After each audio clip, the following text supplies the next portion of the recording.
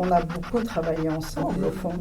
Moi, faisant partie de ton équipe, au moment où tu es parti, j'ai pris le relais. C'est intéressant aussi de mettre nos souvenirs ensemble. Je m'appelle Danielle Huberfil. Marie-Paul Préat. Je suis née à Strasbourg. Même si je suis née à Marchienne-au-Pont, j'ai abouti à Bruxelles. Je suis arrivée en Belgique, j'avais 38-39 ans. Je suis une religieuse du Sacré-Cœur de Jésus.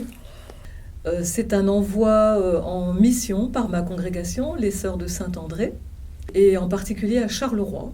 Moi, j'ai un petit peu jeté là, les jalons, les premiers jalons, et puis d'autres l'ont aidé à fructifier. Marie-Paul, Christine et d'autres, je l'espère. Pour moi qui suis française, encore que je n'ai pas vécu en France depuis pas mal d'années, mais il me semble qu'en Belgique, on est beaucoup moins attaché à des formes et à des structures. Il y a une liberté créatrice qui est là. Oui, une liberté qui permet d'avancer, qui permet de mettre en œuvre et sans devoir rendre des comptes à tout bout de champ, parce que la confiance est donnée, tout simplement. Ma relation à l'Église, au fond, elle est la plus vivante quand c'est une Église à inventer, à ressusciter. J'ai toujours eu un énorme soutien et en même temps une grande liberté qui m'a été donnée de déployer, de mettre en œuvre ce que je pouvais sentir comme étant bon et nécessaire à mettre en œuvre. La démarche propre au catéchuménat, c'est de partir du chemin de la personne. C'est de faire un cheminement qui n'est pas d'entrer dans quelque chose de construit, etc. Donc, aujourd'hui, dans ce temps de crise, disons, de l'institution comme telle, de tout ce qui est pour finir institutionnel, trop institutionnel, je trouve de mettre la priorité de renverser la chose et de se dire, on part de la personne, de son chemin de vie, de ses questions. Il ne s'agissait pas tant d'enseigner un savoir tout fait, un contenu de la foi à ces nouveaux venus à la foi, que d'écouter leur histoire. On redécouvre, grâce à tous ces gestes catéchuménaux, une importance aussi de toute la personne, du corps, non seulement son histoire, mais il y a des gestes qui sont proposés, qui chamboulent un peu nos têtes, qui sont plutôt...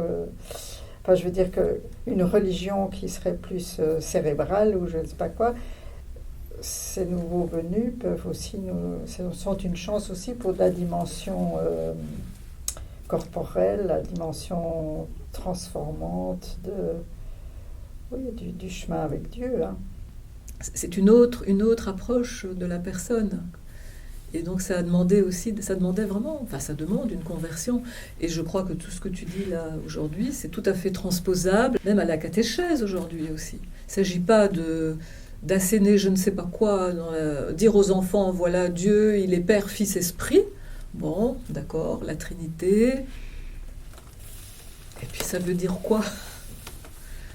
Dans la vie de l'enfant, dans la vie de ses parents, si on fait encore en plus un joli triangle, bon... Mais c'est pas ça, ce n'est pas ça l'initiation chrétienne, l'initiation chrétienne, ni en catéchuménat, ni en catéchèse d'ailleurs, parce que ça ne produit rien et ça n'initie pas, je pense. Enfin, je dis ça de manière un peu forte, mais... J'espère laisser la conviction que marcher avec quelqu'un dans sa recherche spirituelle, humaine, de foi, est une chance extraordinaire. Ça vaut la peine de faire ces chemins. C'est chaque fois une aventure humaine extraordinaire. C'est ça le terreau de l'avenir de la communauté chrétienne aussi. C'est ce partage du chemin spirituel, de cette recherche profonde que nous avons tous et que nous voulons partager aussi avec d'autres.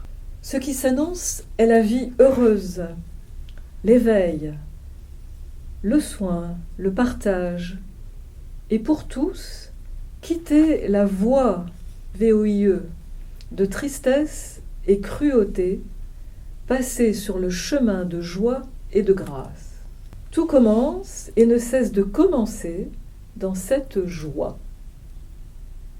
Et tout ce qui pourra venir ensuite, dans les épreuves et les douleurs, ne doit pas rayer ou faire oublier cette aurore.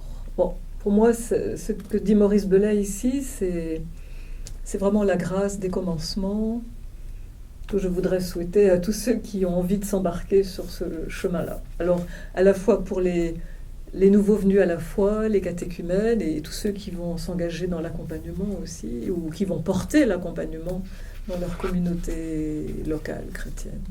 Pouvoir parler aujourd'hui ensemble de notre expérience d'il y a quelques années, c'est vraiment une joie de redécouvrir tout ce qui m'a été donné à travers ça, et encore aujourd'hui. Ça reste beaucoup plus vivant en moi que je ne le pensais.